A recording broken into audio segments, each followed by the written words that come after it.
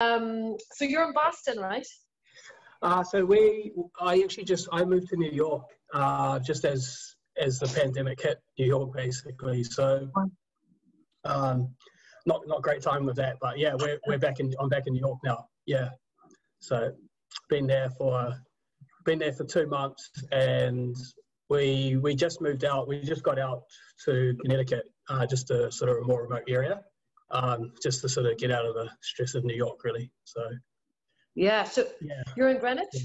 We just went to we just got out of Airbnb in a place called Milford, so it's like 30 minutes north of Greenwich.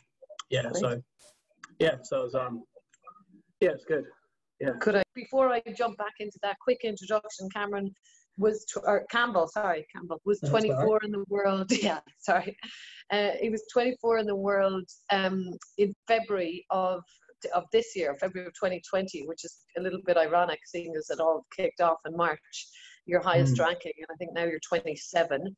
And fair to say that you're probably one of the older ones to kind of get better as you get older, that type thing. So how was that, reaching your high, and then you've had like good results? You played, last tournament you played was the Windy City, and now this. Yeah, it was obviously really frustrating. I was sort of put like a good couple of weeks training in after Windy City, and then was looking forward to Switzerland. And sorry, can you hear me okay? Am I okay? I can. Can everyone else? Okay, cool. Just checking. Yeah. So it was obviously frustrating. I had sort of my whole season planned out, really playing. I actually Grasshopper got cancelled on the day I was supposed to travel, so it was all sort of a bit of a last minute rush. So I put some good work leading into that, and then Alguna was kind of a couple of weeks after that, and then sort of like England in May with the British and Manchester. So yeah, it was obviously frustrating. Just was really looking forward to kick on with those tournaments and sort of was training hard for them, but just trying to sort of think like, I think this pandemic is bigger than sport right now, isn't it? And we're just kind of just worried about everyone's safety, really, and just reaching out to my family back home. And I just tried to think of it as everyone's in the same position, really, and we've just got to kind of do what we have to and look out for everyone's safety and sort of get through this pandemic first. But yeah, not a good time, because I was sort of really keen to kick on and try and get higher and finish the season well and stuff. And especially someone my age now, like our time's very limited, so I just wanted to give it everything, really. And I'm sure there's a lot of people in my position, like players like James Willstrop and Daryl Selby and Borja, and I guess all the players, really, they're all hungry to keep playing. So it's frustrating, but it is what it is, really. Yeah. What do you think of the kind of theory that for the older players, this is not such a bad thing because you already have the skills, and to give your body a bit of a rest, it's probably not the worst thing in the world that could happen to you. Like Greg Gauthier, people like that, they're still rehabbing a little bit, like you do. Yeah, I guess it's kind of in some way like a sabbatical, isn't it? I guess like kind of like the rugby players take, like they take like 6 months off or whatever, and then they come back fresh so they can finish their careers. Yeah, I'm sure everyone will be back very fresh, and sort of those older players like like James and Borja, and Greg obviously had just come back, but players who are maybe feeling it a bit physically, they can have good sort of, or however long it takes when the tour resumes to freshen up, and they'll come back strong. And yeah, like you say, they have got all the skills. They've got a lot of experience, a lot of play experience. I'm sure if they just keep themselves in good shape, they can come back and sort of hit the ground running again. So yeah, it'll be interesting to see. I mean, maybe some of the players will sort of elongate their career a bit, maybe. Yeah. So yeah, just a interesting. Bit of Richard was asking what it was kind of about. I was going to ask you about Rodney Isles, but what prompted your move from Boston to New York? Was it for training, or was it? My wife, she, Okay. yeah, Smart man. yeah. Got to keep the wife happy. Yeah, she changed jobs in February. So she moved she moved to New York in March, and started at the start of March. And then I was finishing up in Boston because I had a good sort of routine there. I was working with like Nick and Terry, and so I was just going to kind of keep that through until April, and then like play Switzerland, play Algona, and then sort of help out at Infinitum a little bit. And then I was going to move in April. That would give me a bit of time to get used to New York again, and then sort of use that time to get ready for the tournaments in England. So yeah, I mean, I spent a lot of time in New York, so I could, sort of set up to train with Rodney Isles again, and lots of players to hit with there. It's obviously not easy moving sort of mid-season, but it just had to be done. So I mean, it's not like I'm moving to a whole new city or anything. So yeah.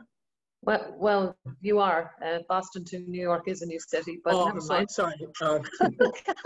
No, I mean, sorry. What I mean is like I'm not moving to a city that I'm not familiar with. Like, oh God, you're yeah, right. we're sort of I'm just trying to keep you on your toes, Campbell. It's Friday. Yeah. It might be happy hour with you. Who knows? You might have had a few shots. Although I don't think that's true. Is Rodney? So Rodney Isles is. Do I remember? He's an Australian ex-player. He's about 50-ish now, and he's known as one of the toughest competitors, drill sergeants, everything out there. So have you worked with him for a while, or would he have been a major factor in you reaching your highest ranking of 24?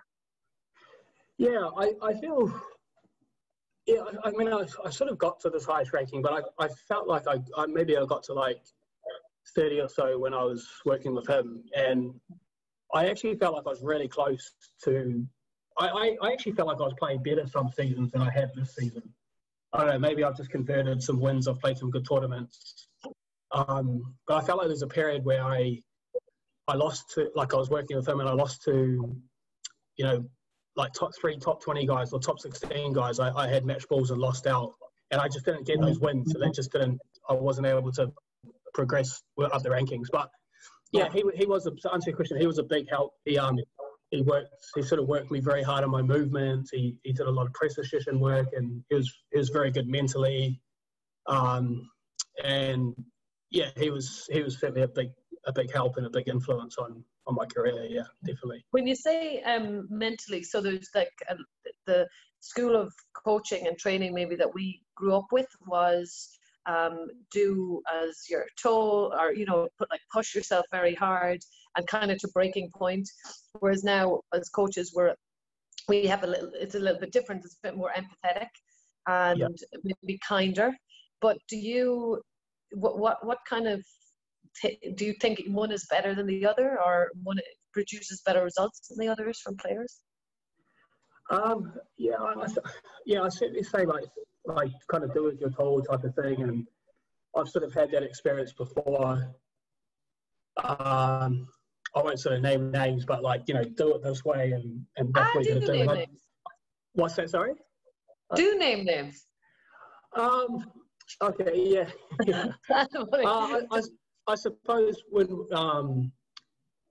Anthony Ricketts came to New Zealand, he was probably kind of a bit that way. Like it's this is what got me to 3 in the world. We're going to be ultra disciplined. I think we had to sign a waiver as soon as he started. We had to be up at 6 a.m. every morning. Well, we had to be at training by 7 a.m. every morning, apart from Wednesdays. And wow. We basically did like 25 sets of court sprints, Tuesday, Thursday, and then Monday, Wednesday was like 16 or 20 sets on the track. It was ridiculous stuff. And I basically, and in that group of training, like in that sort of group of players that were training was Martin Knight, my brother who was sort of coming up in the tour, but he was very physically fit. There's a lot of younger players that were very fit as well. So I always kind of felt like I was never fit enough, because I was maybe getting 15 on the beat test, which is fairly high, but Martin was getting 17, and my brother was getting 17, and Yeah. so, and it was kind of, I think, to start with, probably sort of a bit my way, the highway. But I think as he learned, and as he sort of started coaching more, he realised that I can't sort of always be like that. And I felt like Rodney had a good mixture of that. He was tough, but he was fair. So he sort of had quite a lot of experience. And yeah, like I heard a lot of stories when he was playing.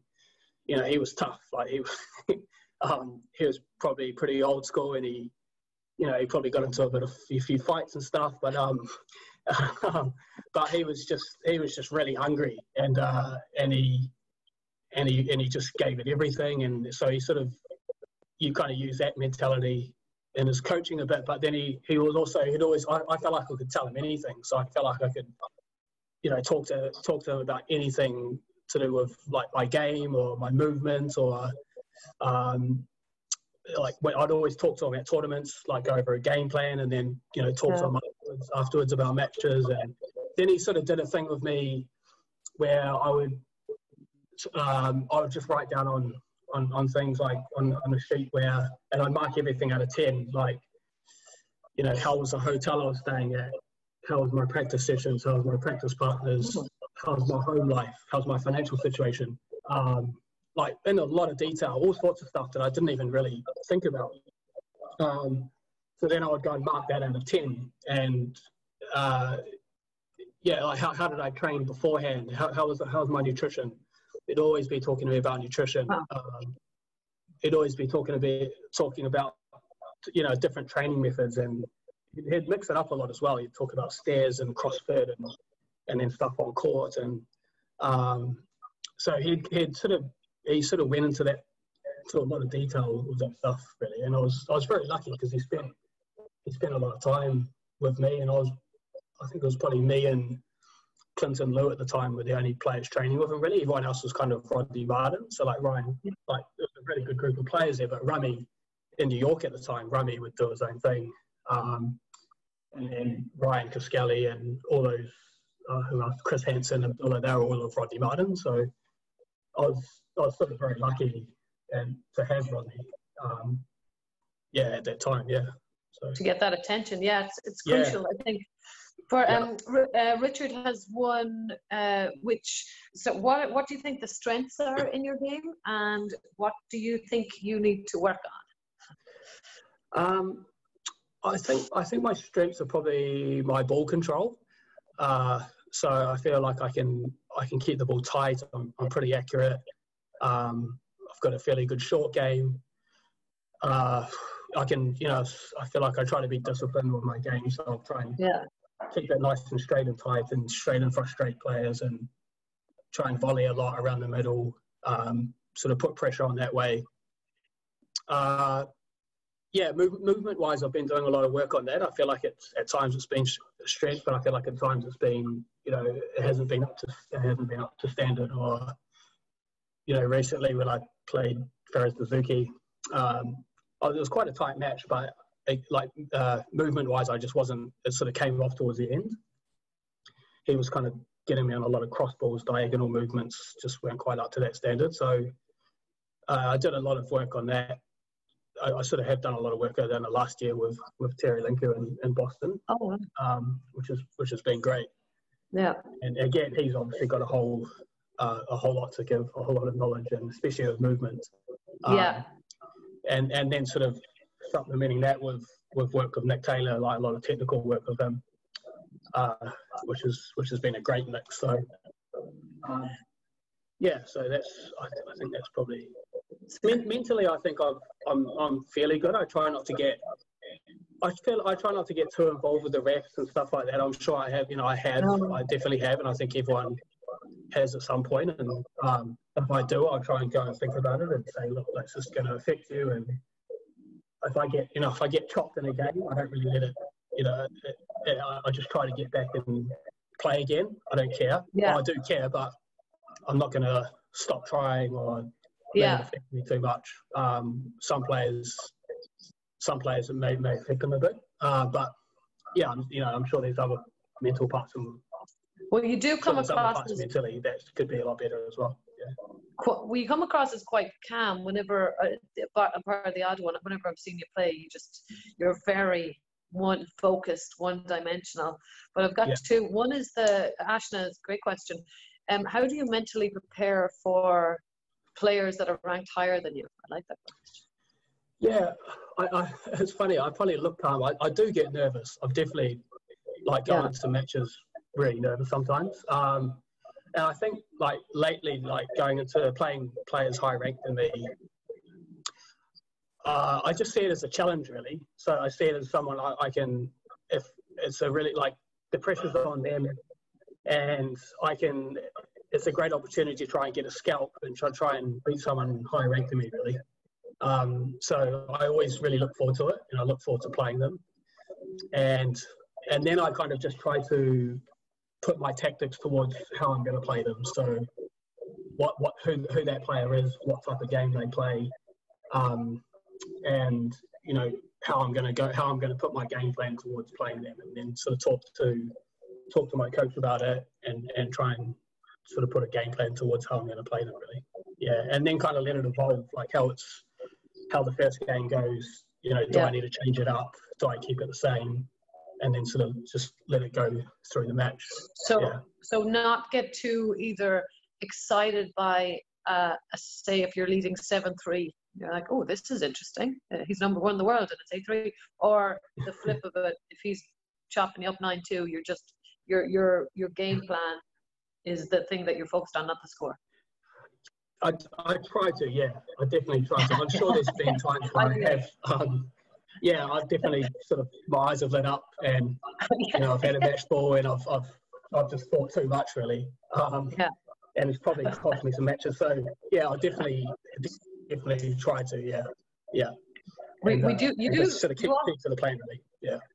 You also like a good 5-setter. I always say you play 5-setter. Andy's, I'll come to Eli's, but Andy's got a nice one about technique. I have to read it out though. Your prep on the forehand volley is extremely high, apparently. Oh, thank you. Do you work explicitly on this? Does it give you some late binding shot options?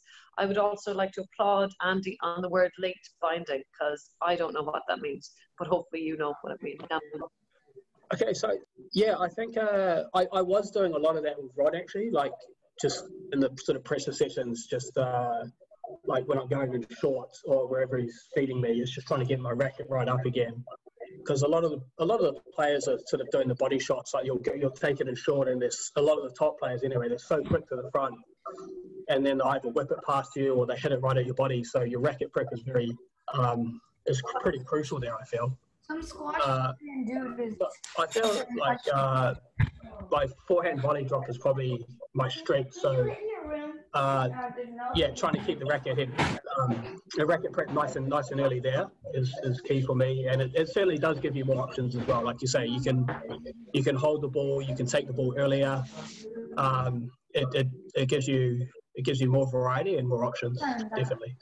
It's harder to do that. It's harder to hold the ball and to play the shots you want to if your racket's down. So yeah. So that's the reason for the height. So not the delay as much. It's just racket prep. That's your natural racket prep. Pretty much, yeah. Eli's coming in hot with the question of the moment, but I want a two-parted. So there's what do you count for the success of Egyptian players, men and women? And if you have this secret, then we can all be amazing squash players. So please let us know. Yeah. I mean, it's I mean, I've seen it just get better and better as through my career. It's just got stronger and stronger. I think it's probably, I feel they just kind of thrive off everybody else's success. So I don't know, I feel like when I was training with my countrymen, or you see someone doing well, it's kind of like the talent code, they call it, or something, or you see someone from your own country do it, and you think, I can do that. Or like a lot of people have seen it about Paul Cole, he wasn't that good at junior, and then he's, you know, and Joel did an interview recently saying that Paul's, like, people were saying, oh, what's he going to hold for? Like, you know, he's just kind of done it, and he's just done it really well. It's inspired a lot of juniors back home.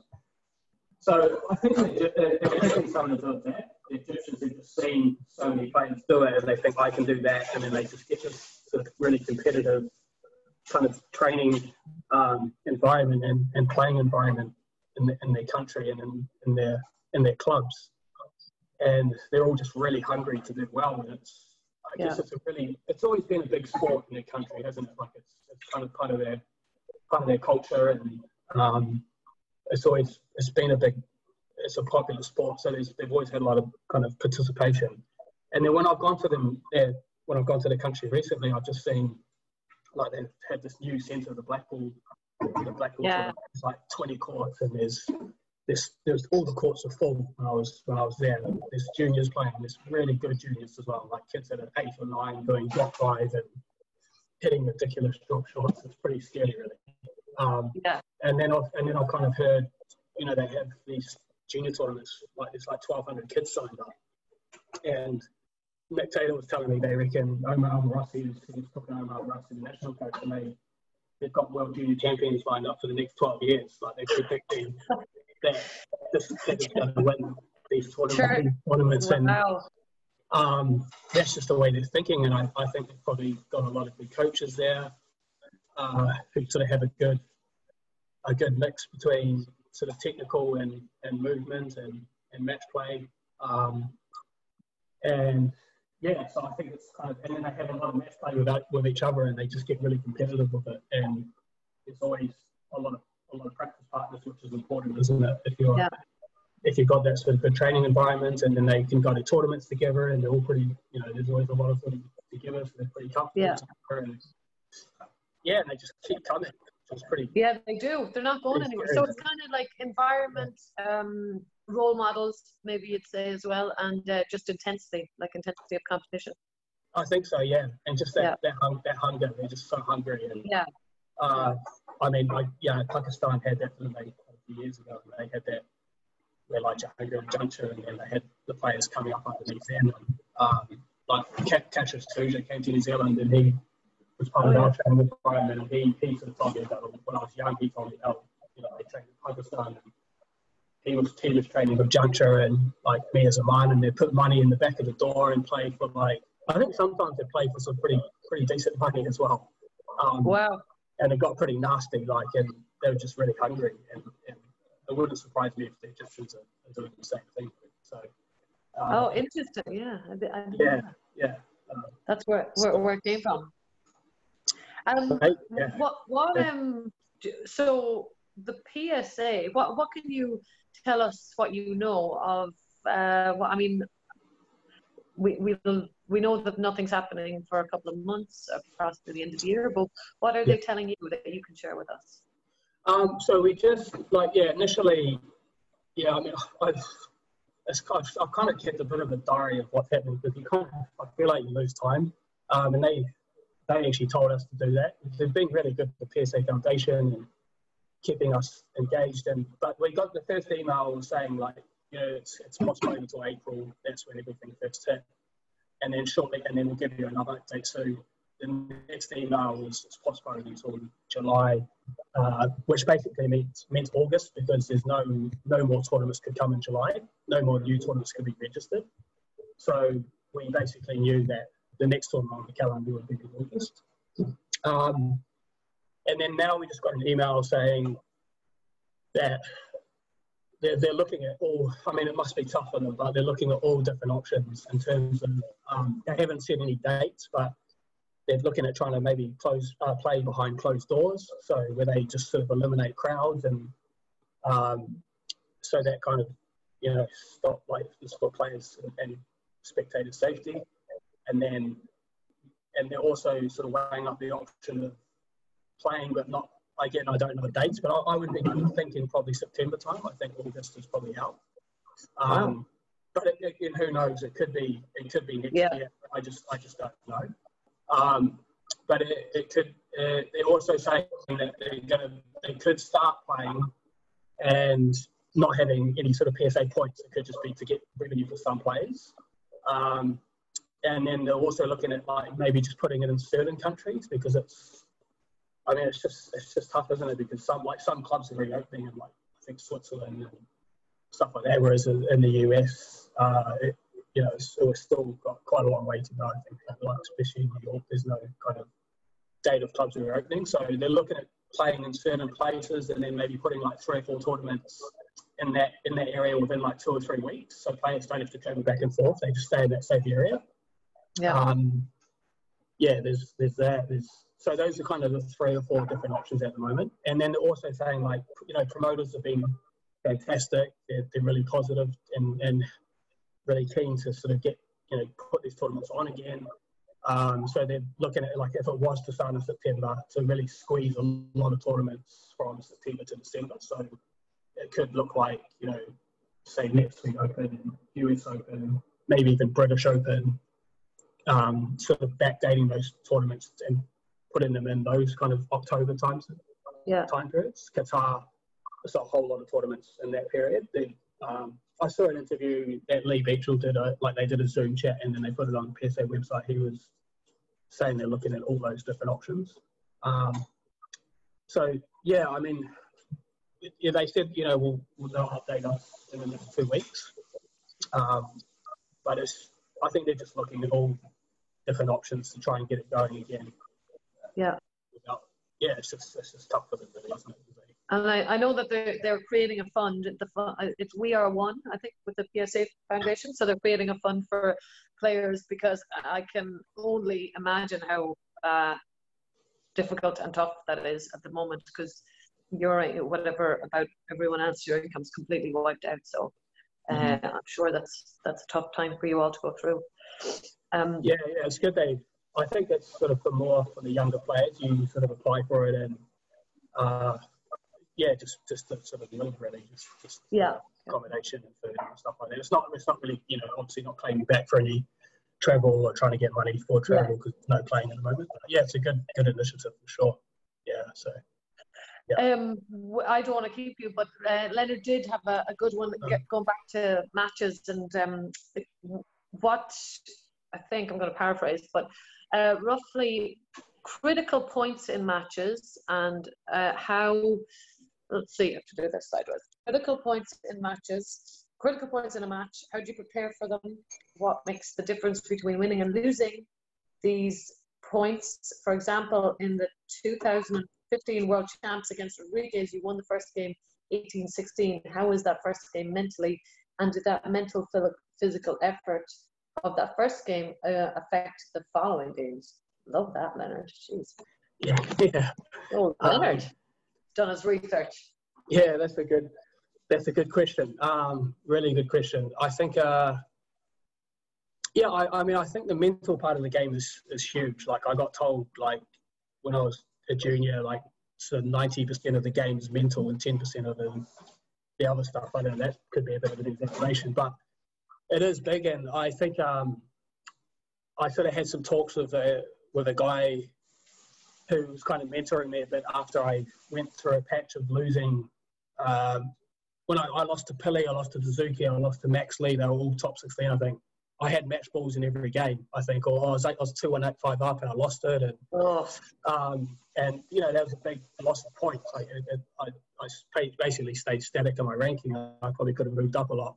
And those key points are huge. And I think the top 20 players, they know how to they know how to deal with those situations well. I think they keep pretty relaxed in those situations. And they just kind of just keep playing their game, and they just kind of think what I was trying to work on anyway is, like, you've played well enough to get to this point. Try not to think too much, just keep doing what you're doing. Keep playing the way you're playing. And I read a book, The Inner Game of Tennis, it was called, which was quite helpful, and I'm sure that's a pretty popular book. I was probably just thinking too much, really, just thinking, like, and for me personally, like, I could beat someone top 10 here, or I need to go short early, I need to finish this, and then you sort of lose a few points and you maybe get a bit panicky, and then the momentum can switch really easily. I think sometimes you can do everything right, or you can play well and it just doesn't come off. That happens as well. That's just squash. The other person picks it up, or they can be match balls, and those tight points can they can be hard to win. They can be the hardest points to win sometimes. So, but I would just think that trying not to think too much, like just to keep doing what you're doing, and just sort of keep in the moment, and just you've obviously you're playing well enough to put yourself in that position, so just keep going with that, really. Yeah. The Rodriguez match, that was quite a long game, that first one. Yeah, probably. Well, it's 2 games in one. If it was 18-16, nearly. Yeah. I mean, he was probably. He's obviously a pretty fit guy. He's a very fit player, very fast, and I'd say that he would have been loving extending that game to 18-16. He probably wouldn't have cared if it had gone to 25-20 or whatever, or 23. I think that game was about 35 minutes. He wouldn't have cared if it was 50 minutes. Wow. And I was probably trying to finish it. And it probably did. It probably did affect me for the next games, really. And he kind of, I think from memory, I would sort of be with him, and he'd kind of kick off, and then he'd sort of see me drop a little bit, and then that's where he's really good. He just kicks on a lot.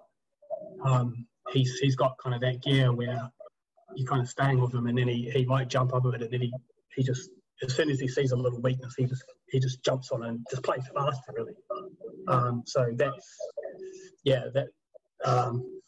that's probably where my fitness levels and my game plan and becomes even more important, really. I probably needed to sort of straighten it up a bit more, keep it tighter, be more clinical. Yeah. So first game, a bit like Nick Matthew, so well known for that. First game, lengthening out is absolutely huge. You would say if your player is slightly less physically stable than you. Yeah, I think so. I think like if you've gone into the match, into your matches and tournaments, and you feel physically really fit and you feel strong, that gives you a lot of confidence to make your presence there, really, and to try and say, like, I'll be out here as long as possible. And I think that can put a bit of a dent into your opponent, and sort of physically and mentally. Really. I think Paul Cole does that really well as well. Oh, he does. Jeez. Yeah, he just absolutely hate to play him. I would hate to play him. Yeah, I mean, he just he just plays. I mean, you see some of his games. He doesn't really take it short in the first game, does he? I've sort of heard him say in interviews before as well. I just want to, if someone's going to beat me, I want to make it really hard and really long for them to beat me. So it must be so frustrating. I mean, I know he's a good friend of yours too, isn't he? He's your teammate, and you get along well. But do you like playing him? I actually used to like playing him when he was younger, because it was a bit easier. It's a bit easier. It's quite fun, actually. But now I don't mind it. Again, I see it as a challenge. Yeah. And he's playing well, and it's good to have a crack at him. And but it's not easy. It can be frustrating, especially if you're on a hot, bouncy court. It's probably a bit different on a glass court, but it is frustrating because he's you're sort of using a lot of energy and putting a lot in to make the play and to attack, and he's sort of just soaking everything up, and it's mentally, you've got to be very patient against them. Because it can be sort of easy to sort of make a lot of mistakes and sort of get a bit frustrated with yourself. So it's not easy to play against.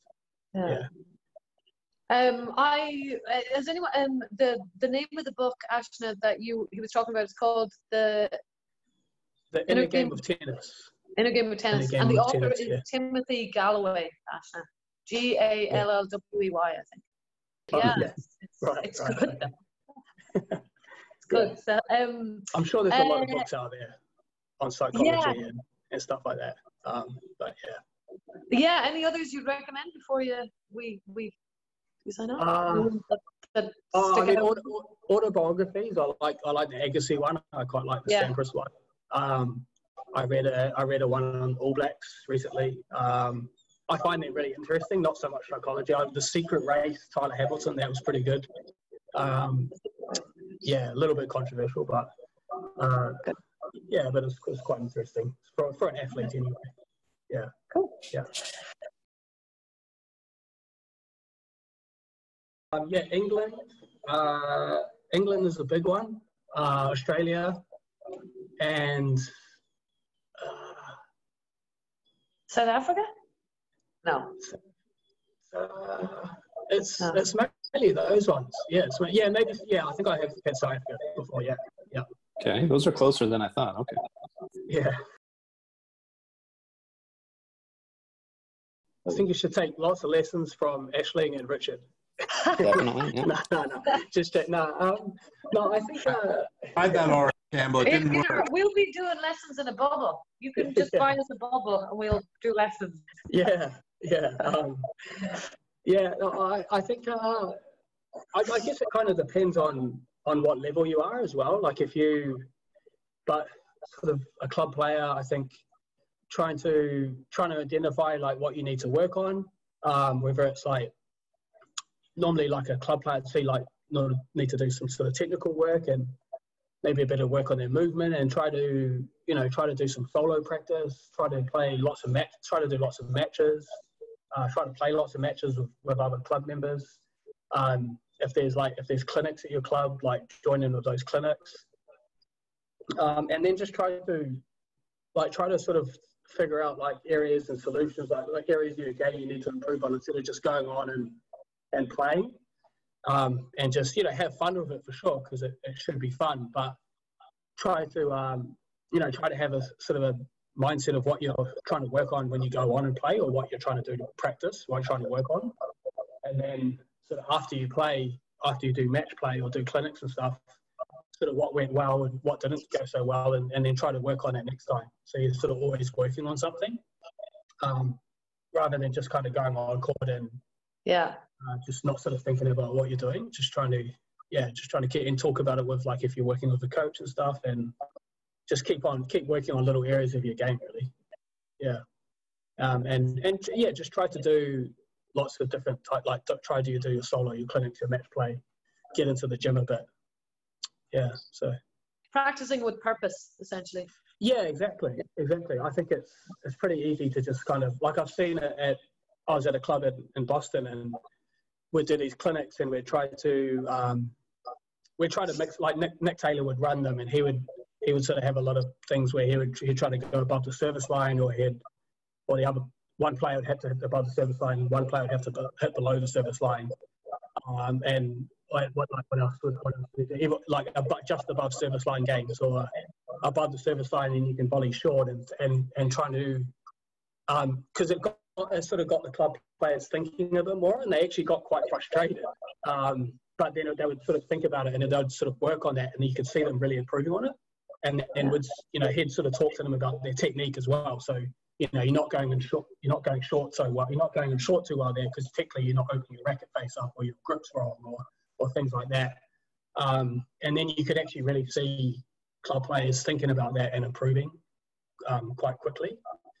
Whereas if you're kind of just going on and just doing the same thing all the time, and that's the same for me or pro players, really. If I just go on and just keep doing the same thing all the time, and I'm probably not going to get the results, So I need to keep thinking about what I'm working on and what needs to get better.